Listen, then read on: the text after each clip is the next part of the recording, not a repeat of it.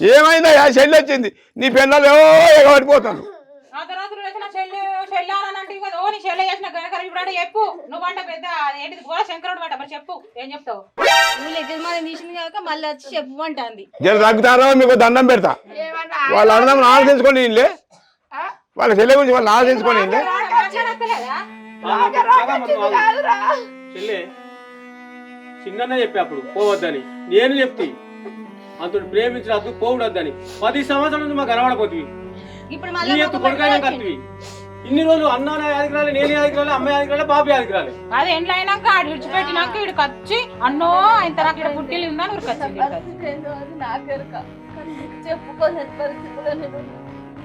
నీకు లగ్గం చేయన్నాడా నీకు ఎందుకైనాప్పుడు తెలియదా ఏడుపులు ఉంటాయి ఇవన్నీ ఉంటాయి అని తెలియదా ఇప్పుడు మళ్ళీ వచ్చి ఎడుతాను కళ్ళని వెండుకుంటా బాగా ఆడుతాను ఏమైందిరా ఏడోకు బిడ్డ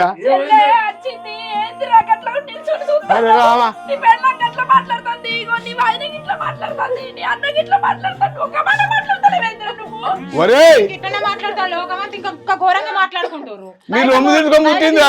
ముఖమే లేదు రేపు ఇంకెట్లా పోతారో రేపటి నుండి ఇంక వీళ్ళకి ఇజ్జత్ మానలేదు ఇంక రేపు ఎట్లా బయట అడుగు పెడతారో ఇప్పటి కూడా రోడ్డు పంట వస్తుండే మీకు వెళ్ళొస్తుందా ఎవరు పడుకోపోయింది అనబట్టి ఎంత బాధ అనిపిస్తుంది అరే దునియా లేని పని చేసి దానికి దాని ముఖం చూస్తే మంచిగా అనిపిస్తుంది ఒక కడుపున పుట్టామే నువ్వునే